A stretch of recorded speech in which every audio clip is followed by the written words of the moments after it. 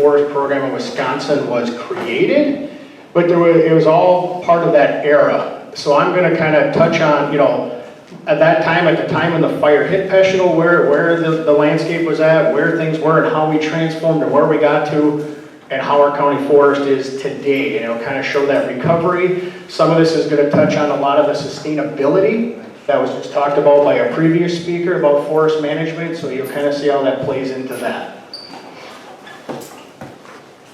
So, basically from the time of the Peschel fire, through about 1910, there was obviously the thriving lumber industry, not only here in this area, but the entire state of Wisconsin. And despite that devastating fire that happened in 1871 here, after that time, the industry was still thriving. I mean, other parts of the county, you still had, the logging was going on. You had the same thing, getting cleared for settlements and things like that continued to go. By about 1910, nearly 2/3 of Marinette County as a whole was cut over. And most of that then at that point, after it was cut over, was held for land settlement and farming. Now, high prices for the agricultural products due to World War I is what really drove people to come, to this area and try to farm and do things to support, live off that, support what they needed for their families. Around 1920, that's when there was a drop in the agricultural prices. Because of that, obviously, there was decreased income for these families. There's difficult to pay their operational costs for the farming, and many of the farmers went out of business. When time to pay mortgages, taxes were due, they couldn't afford it. They basically pulled up stakes and left. So, in 1924, here in Marinette County, that's when tax delinquency really became an acute problem in the county. There was the deal, like I said, the farming wasn't making it, the lands weren't good to farm on, so those farmers that were making a living, the land, the soil types just didn't do what needed to be done for them. And with leaving, when the tax became a problem, Marinette County recognized the magnitude and actually was one of the first counties to use the tax deed laws that were put in place in the state of Wisconsin around 1925. If you're not familiar with that, what that is basically if taxes weren't paid, those properties reverted and became property of the county. Now, I was late getting here this morning because the tax deed laws are still in place today. And we actually had held a land auction this morning where I had to play auctioneer first thing this morning, and we sold properties off that still today the county takes properties that are still this tax deed law due, back taxes were due. And so that's still a program that across the state takes place today. Now, Marinette County was one of the first counties to participate in the Wisconsin County Forest crop laws, which were created by the state of Wisconsin. The first entry was 14,003 acres. And this was done in 1930. There was a county board resolution that adopted going into the program for the forest crop law. And then records show that in 1933, the state made the official acceptance, and that's when Marinette County officially became in part of this program. In 1933, the first Marinette County Forestry Ordinance was passed, and that designated a 3-member land committee to oversee the forest lands. 1937, a county agricultural agent was appointed. And in 1940, it was realized how forestry was starting to become important and going to play an important role, and that's when they hired their first graduate forester. So, kind of tying into that time frame, from 1933 to 1942, with the help of the CCC and the WPA, Marinette County was able to plant more than 16 million trees most of it was all planted on these lands that were taken through the tax deed program.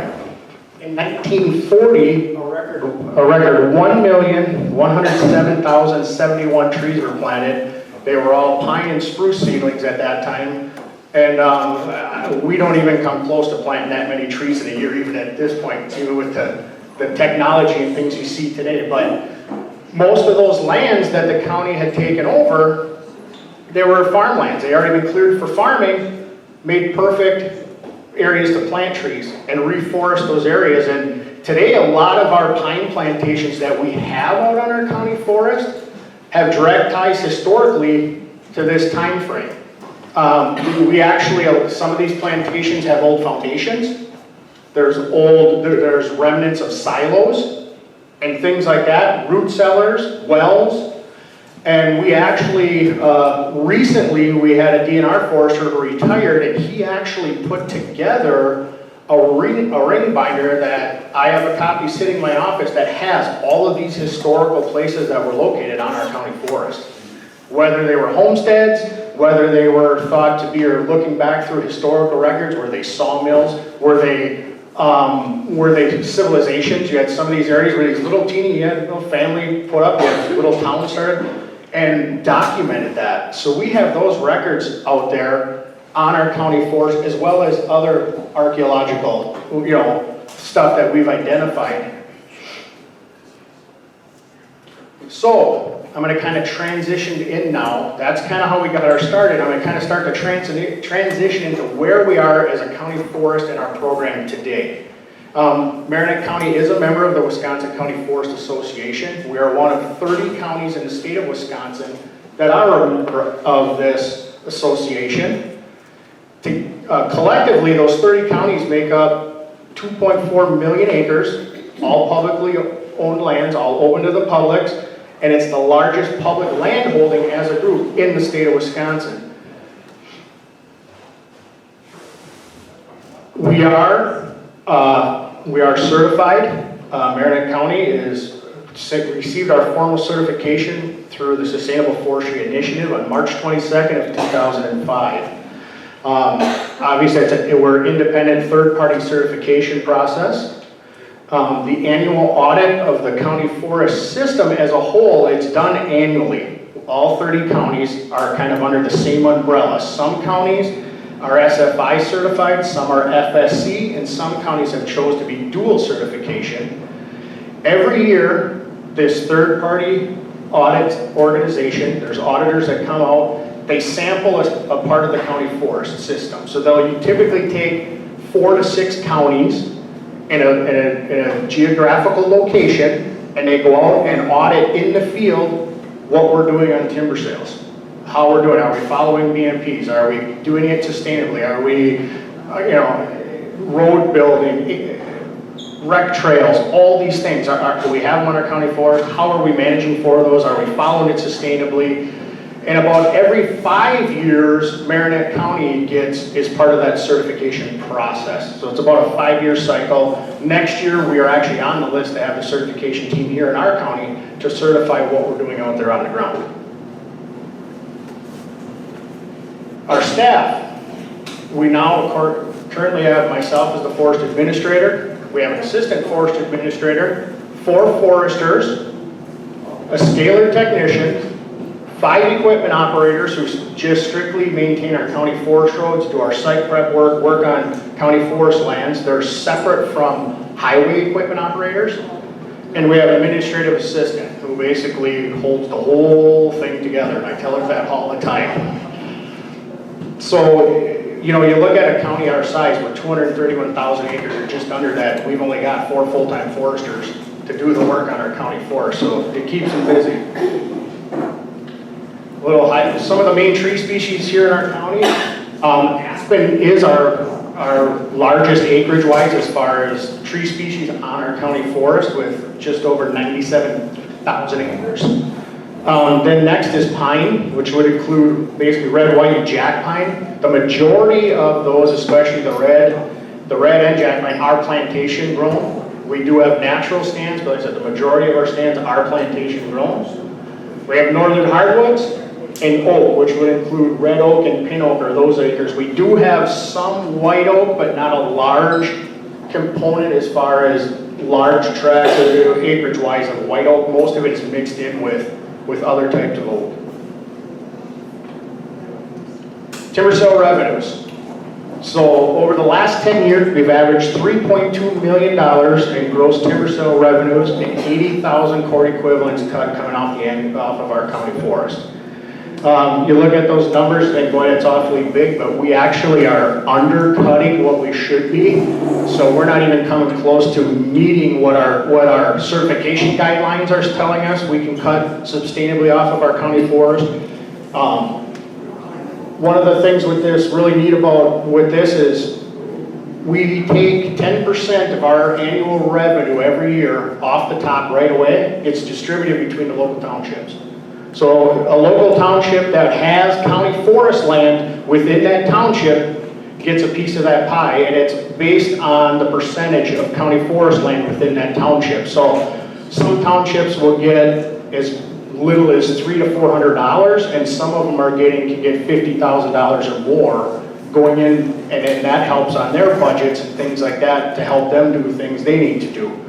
Then the remainder of it, right big, goes against the county's tax levy each year and into the general fund. So this is just kind of a graph that shows over the last 10 years, just a timber sale graph. If I would have done it basically from some of the very first timber sales were cut and revenues came in from back in the mid-1930s, you would see that line, it always up and down, but the overall pattern has been a steady uphill climb since we've started a timber sale program here in the county. Some of the additional revenues that we take in as a county, fuel wood permits, that allows somebody to purchase a permit to go out and cut dead and down trees, or logging slash that's left behind on sales that have closed out, they can go and get that for use at home. We have an annual county forest land camping permits, where you get a sticker, you can go out and remotely camp out on our county forest. Metal detecting permits, and then also we have sand and gravel pits located on county forest land throughout our county forest, and we collect royalties off of that. Local municipalities, we will sell them sand and gravel to use on their town roads or for municipal projects at $1 a yard, so they get it fairly cheap, and then that's some income that comes back to us for that as well. So for tree planting, on average, we do about 130 to 150,000 trees a year. Most of those are 1/0 jack pine seedlings. Those seedlings that we do plant, we've gotten a little bit more into red pine now, because our red pine plantations have gotten to a point where they're actually getting to be too large, and the mills don't like them when they get to be too big in diameter, so we're starting to rotate some of those. All of the pine that we plant are done by hand planting. We do no machine planting, so it's all done by contract workers that go out and hand plant all of our trees. So if any of you have ever planted trees by hand, with a planting bar, it knows how difficult it is, but I mean, you got these guys, they'll put in some of them 5,000 to 6,000 trees a day themselves. One person. They're good planters. It's amazing to watch them when they plant. You can see that. Those are just some of the pictures of how we do our site prep work and stuff like that. Most of our site prep work, you can see the one photo there, we got a loader with a brush rake on the front. We brush rake the stuff. Typically, we used to burn the piles, and then for a while when biomass got really good, we had somebody who come in and chip them. Now we're going back to more of the burning the piles and getting them off the site. We use a brachy-scarifier. That's what creates a scalp for where the tree will get planted, so the planting crews know where to plant the trees. Before we do the scalping, most of our large sites actually get sprayed by helicopters. So we'll herbicide spray with a helicopter at the planting sites, then we come in, we'll do brachy-scarification in the fall, and then in the next spring we have hand planting crews come in. And typically the crews are only about 10 planters, and they'll be planting within 3 days or so, they'll have all the trees planted, weather providing. So they do a pretty fast job. And to date so far on our county forest, from the very first time we planted trees up until through this spring, just over 34 million trees we put back in the ground. Now, some of the other recreational opportunities that we provide, like I said, all 231,000 acres are open to the public for recreating. The obvious ones, hunting, fishing, hiking, camping, are the most popular ones. The berry picking, collecting mushrooms, all those types of things it's open for. We have approximately 245 miles of ATV and snowmobile trail on our county, just on county forest land in our county. We now have 2 designated horseback riding trail systems that have rustic camping and picnic areas. And then we have 5 gated hunter walking trail systems that we maintain and keep mowed, and we have those gated, so there's no vehicular access other than if we have to go in there for timber sale purposes or to maintain the trails. So it's kind of a quiet area where people can go off and walk, and those get used a lot. Some of the unique management opportunities with having a county forest as large as we do. We're the 2nd largest county forest in the state of Wisconsin. We have a lot of different habitat types, so it gives us a really nice opportunity to do a lot of different neat things. And we have a Kirtland's Warbler Management Area. It's approximately a 20,000 acre area that's managed for young jack pine habitat, which benefits the Kirtland's Warbler, which is a globally endangered bird species. So a little story on that, that's what they look like. I mean, I've only seen one in person once when I've been out in the area where we manage for them. Around 2010 is when we created this management area, but it was around 2008 was the first time that a Kirtland's Warbler was found on our county forest. And a little history about that bird is they started in Lower Michigan, northern Lower Michigan. They do a lot of jack pine area. It was perfect habitat for Kirtland's warblers. They like extremely young jack pine. They nest underneath the overhanging branches that'll hang right down to the ground. That's where they like to nest. Jack pine stands a lot of times because of frost pockets have natural openings where they like to feed. Well, Lower Michigan is where they're found, and back in the 1980s, there was only about 150 to 200 of these birds left in the world. And they only were found in 2 places. Northern Lower Michigan is where they summered and nested and raised their young, and they flew to the Bahamas, and that's where they migrated to every year. That's still the only place they winter, is in the Bahamas. But they come back now. When the population started to explode in the northern Lower Michigan, they had to start spreading out. And they went into the UP of Michigan, and then, that early 2000s, mid-2000s, they started finding their way into Wisconsin. And we ended up finding one of these, and through the U.S. Fish and Wildlife Service, we ended up creating this management area. And actually, when you have the U.S. Fish and Wildlife Service come and say, we want you to start managing for Kirtland's Warbler, and we want you to look into a Kirtland's Warbler management area, and by the way, this bird is globally endangered. Well, right away, red flags go up. How are we going to do forestry if we got to start shutting off these whole areas? They said you don't. They want young jack pine. So you continue to grow the jack pine the way you're growing it, plant it the way you do, keep the various age classes, and we'll offset your costs for doing all that work in there. So it's been pretty cool. It's been a pretty neat program. Going back to the first bird that was found here, they found him, we had some local people that go out and listen every spring for birds, and he had identified there was a Kirtland's Warbler, found it, so they reported it. They ended up banding the bird. They catch him in these little nets, and they banded it, and they gave it a certain color leg band because it was the first one found in Marinette County, so it got its own leg band, so it varies from the other counties. So they knew this. We caught this bird. He flew back to the Bahamas. In the winter, they found him there. Tagged him there, so now they know where he winters in the Bahamas.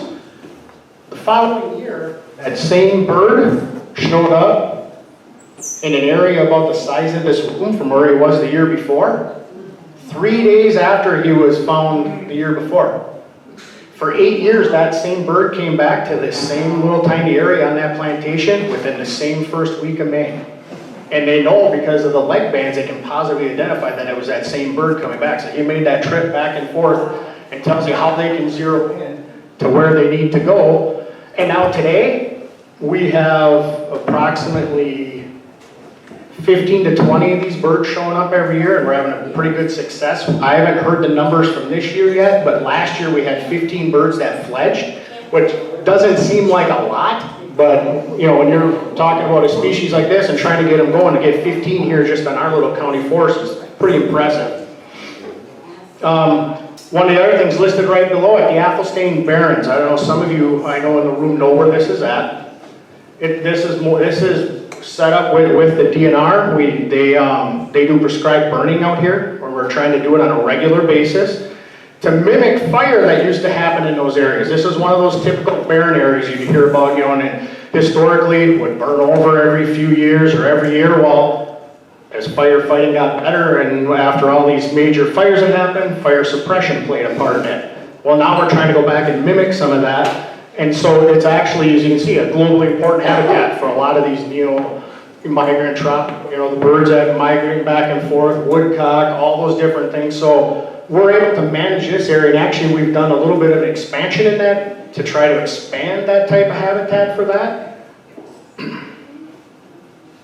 A couple other things, rough grouse management area, 2,200 acres. Basically, it's primarily aspen. There is also some balsam spruce low areas, but a lot of aspen. So we've been working in those areas to bust up the large blocks of aspen to get various age classes, which has benefited woodcock and grouse. It was the big thing, but again, it goes back to, it benefits a lot of the other birds and animals and other things out on the landscape as well. And it ties right into the Young Forest Initiative. A lot of these things we're doing, again, because of the way we're regenerating, ties into this Young Forest Initiative where they want you to do sustainable forestry. They want you to be out there cutting timber types the way they need to be cut to get them to regenerate and things. So we're very fortunate that we're able to take part in a lot of this stuff. That's kind of a quick, overview basically of what we've had and where we came from and how we got started based on what happened back in the day when everything we talked about earlier today happened. I want to touch on a little bit, listening to the previous speaker, listening to Gary talk, when he was talking about with the Menominee tribe and how big they were, about how they approach sustainability and things like that. Now, I've always said, I work for Marinette County, and obviously number one obligation is we're trying to make timber sale revenue. We're trying to make money for the county, which helps lower tax levy. Money goes to the towns. But the one thing I've always tried to make clear to not only myself, but even our staff, we hire new foresters, we meet on a regular basis. I always tell them, don't let money drive your decisions. If you go out there and we cut the forest the way it should be cut, do the science, follow what's been done and what's been proven and do it the right way, the money will come as a result. But if you start to put the money ahead, we're not going to have a county forest like this. We're not going to have sustainable forests like this for the future. So that it kind of was things he said really kind of touched home with me, because that's something I try to drive home to our staff and the people I talk to, is that I talk about the money making and all this. We're doing it the right way though. And you're seeing that more and more. And I think, listening to some of the other speakers earlier, when they talked about this fire and talked about fuel loads and all those things, that played a huge part in what happened back then. But if you look at forestry practices now, logging practices now, they're so different. Cole touched on that earlier about even just having paved streets, having lawns, having, the roofs made out of different materials. All those things play a part. But if you look how forest management is now, back then, they wanted the logs out of those trees and everything else was left behind. When they cleared the land for forest, the trees, that stuff was left behind, dried out. Even now, you look at the debris and things that are left behind from logging, there's a lot better utilization. So there's a lot more being utilized by that and not being wasted, which in the big picture too would, you're not going to see that type of a devastating type fire like that again, at least not here when you see properly, sound forest management. I mean, a big example, look at a lot of the things that happen out west, and that's a thing I use for that. A lot of those large fires out there, fuel loads. It's exactly what happened here 150 years ago. It's fuel loads. And when you can reduce that stuff and do sound, proper management, you end up with the forest we have around here. So with that, I will take any questions.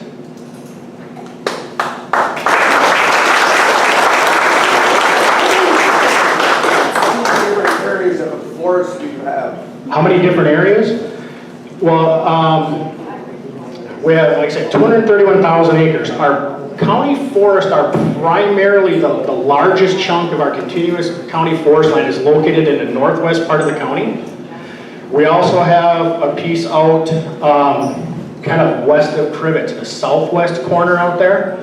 That area of the county forest may have actually been slightly impacted by the Peshtigo fire. There's been some research done out there with some of the fire-scarred trees and stuff, fire stumps and things they found out there that can kind of date back to that era. And then we also have some in our northeast part of the corner. I mean, we have it kind of broken all over.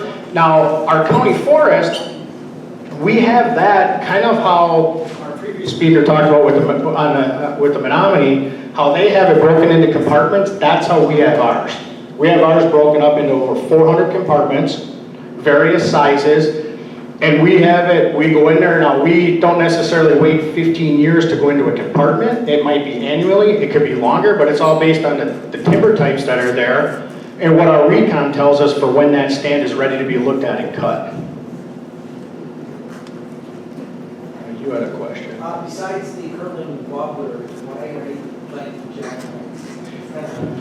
It is an ugly tree because we've learned from mistakes in the past. And the mistakes we learned, red pine, if you go back to the dollars, red pine makes more money than jack pine will. Because with jack pine, you would plant it, sometimes you'd leave the plantation until it was time to rotate it, sometimes you'd roll thin it to get it to grow faster, but basically 1 to 2 cuts. With red pine, you're going in there, you let it grow, you're roll thinning it, then you start to individually thin it, probably sometimes 3, 4, 5 times, depending on how it's growing. In the past, we found, okay, let's plant red pine. With plantations, we want to keep those because otherwise we're going to lose them. Whether it's red pine or jack pine, things will start to creep in. You'll get maple, you'll get scrub oak, you'll get other things that might come in. We tried to plant, when I was first started with the county, we were kind of getting away from it, but we take red pine and plant it where jack pine was growing. Cut off the jack pine, plant red pine. So you'd spend all this money, effort, time, doing the site prep work, having the planters come in and plant it, do all this, and all of a sudden we'd step back and there's jack pine growing there. Natural. Seed source was there, the cones are there, it would start to grow. What outcompete the red pine? Now we're going back and cutting jack pine out that's this high in order to release red pine that's this high. Finally we said enough's enough. If there's jack pine growing on that site, we're going to grow jack pine. You know, White pine too? even with white pine, we don't have any plantations. All of our white pine's natural. And we have natural white pine stands out there. We also have white pine is a natural component in a lot of our aspen stands and some of our other stands. We will cut white pine, but most of it, you know, you have large white pine are scattered. We're leaving those on the landscape and they're seeding in. So we're not cutting the white pine like they did around the time when all the fire took place, the big lumbering area. There's not, even the mills, there's a difference. It's really weird, you know, they talk about back then, white pine was a very important species for lumber. You know, there's a lot of it, lumber. You don't see that push now. You get all these different things. Now they want different kinds of wood. Now most of, you know, spruce and red pine are more of your softwoods that are cut into lumber than white pine. So, but we are keeping it on the landscape and we are growing it where we can. But we don't actually have any plantations of it.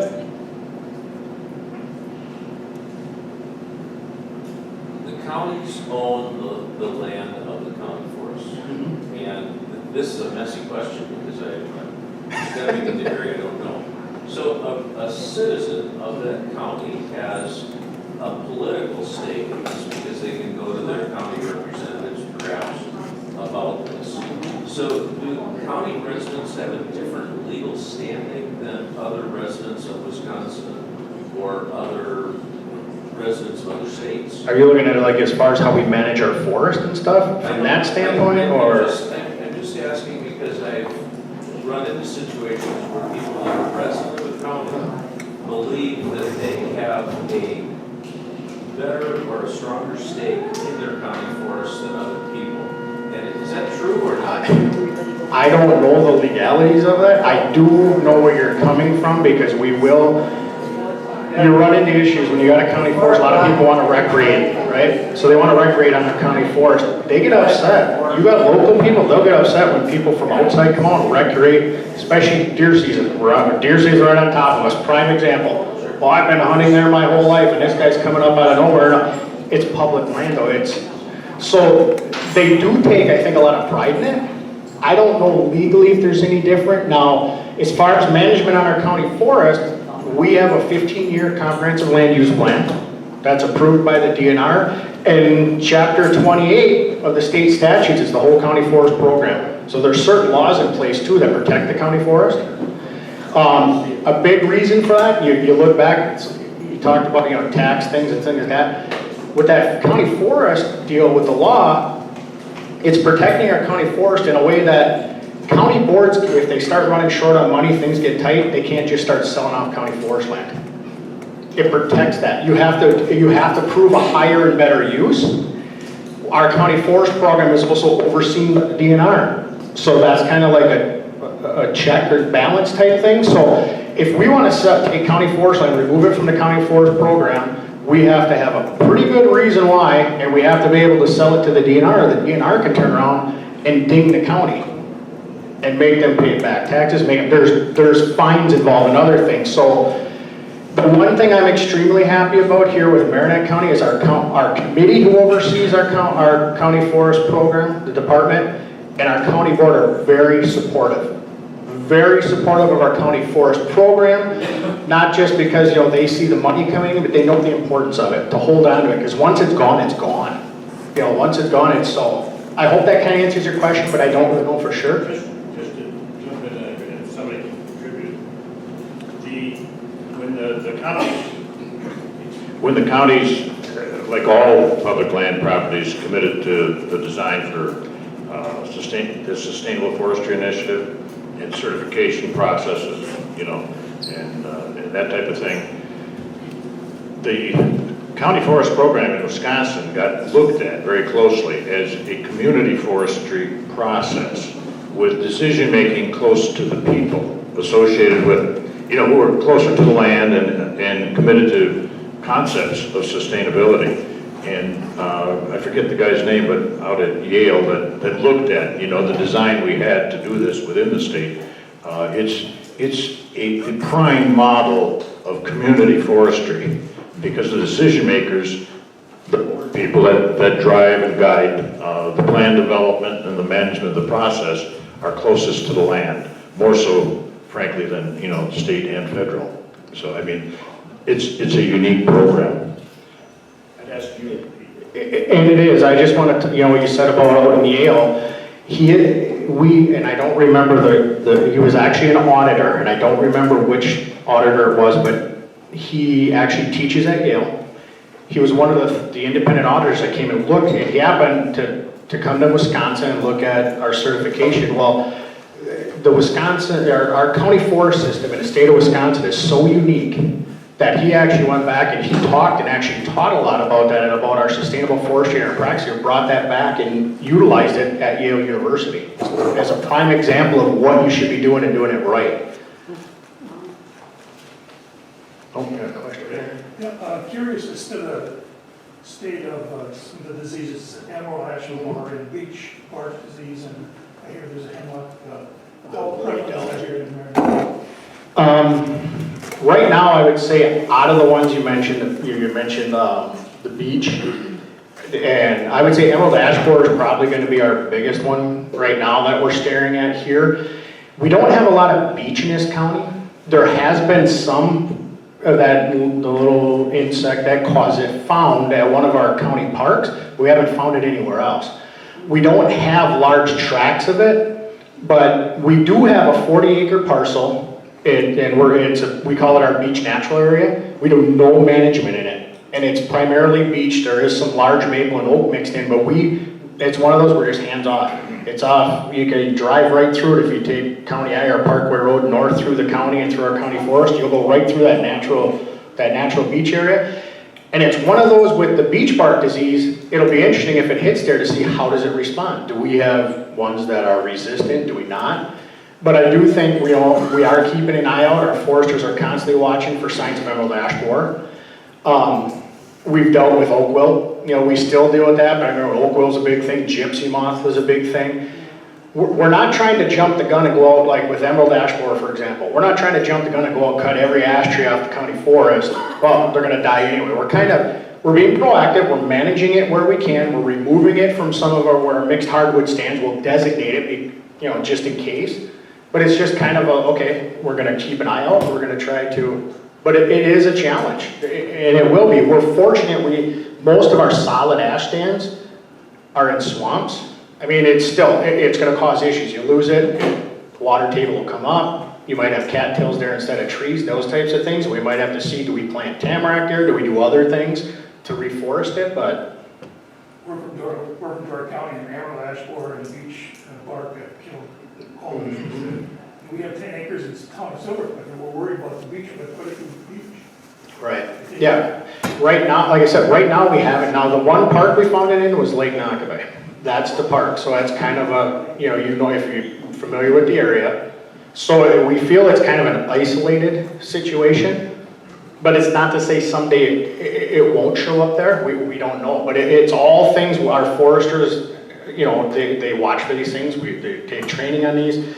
DNR here plays a huge, we can contact their disease and pest specialists if we find something. They're very good at telling us, hey, you found this in your county, you might want to keep an eye out for it. So, we're trying to stay ahead of those things, but if you do have a profession in forestry and you have a job like I do, helping manage a forest, we just know sooner or later it's going to be something else. There's always going to be something new coming down the road that we're going to have to try to deal with as best we can.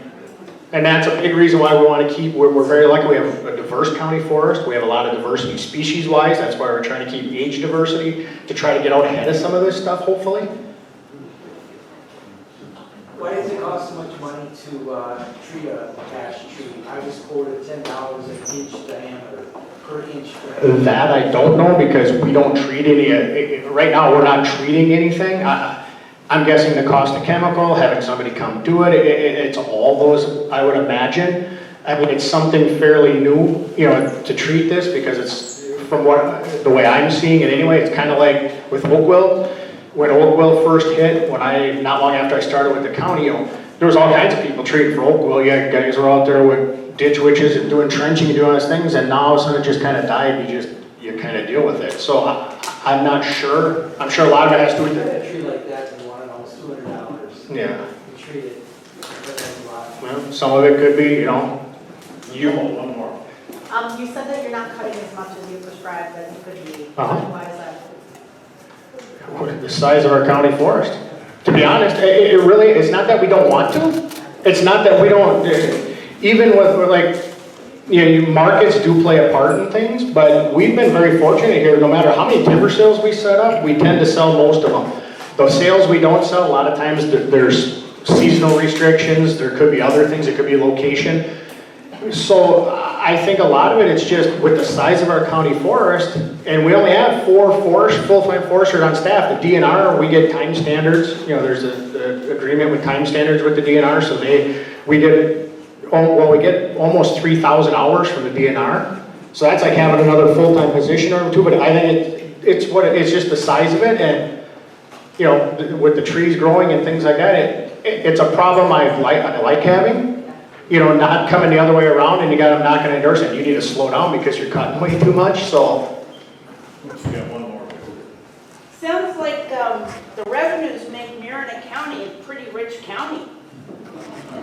We're lucky with what we have and being able to provide that for the residents that live here, and even people who have cabins here. The recreational properties, it helps their property taxes go down too. It does. I mean, typically our department, it's less than $2 million, about $1.5 million a year roughly to run our department. That's our salaries, that's what it would cost to run. And then when we're taking in about $3.5 million, so it's nice.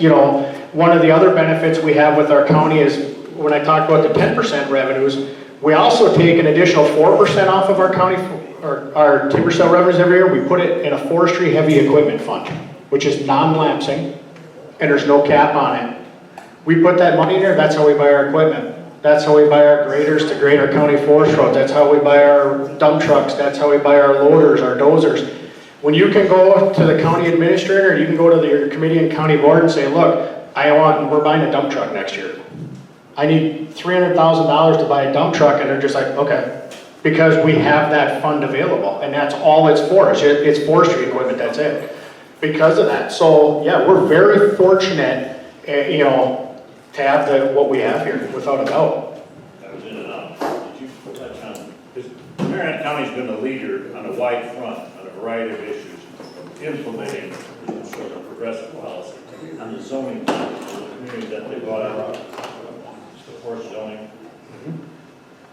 Did you comment on that, or can you? I didn't, I guess I'm not super familiar with that whole situation, but, for a zoning, that's another thing, we have the zoning here too. I mean, as far as I'm familiar with in our county, all of our county forest falls within what is forest zone. So it does help cut down on the number of developments you have and things, out there, because like I said before, if we sell off land or do things, once that's gone, it's gone. We do look at opportunities for us on the county forest. If we can get private land holdings, we will, but we don't actively go looking for them. Typically, we'll have a landowner, all of a sudden, they have 40 acres surrounded by county forest, no family member wants it. They'll call us and say, well, will the county buy it? So those are the types of opportunities where we'll look at purchasing those properties when they come to us and say, we've got, because again, that's an opportunity. It falls within our 15-year plan that we have to follow, that, it's got to meet certain parameters, and we can't just be buying land all over the county. And some people, we've had county board members, new members, well, the county, you're just going to buy up all the land in the whole county, and it's going to be a reduced tax rate. We're not going to make tax, no. We have parameters we follow, and we're not looking to be a land baron and take everything up that's out there, so. There's a unique article on that. Maybe we'll hook it up in a future newsletter so you get to look at it. But Marinette was a leader in. There's a little community up north here that the cost of providing government service, schools, plowing, and so forth is beyond the pale of what it took to take care of them. They bought them out and moved them. And you guys were leaders in that. There's an article, and we can put that in a future newsletter. Pete, we're going to have to close. Okay. Thank you.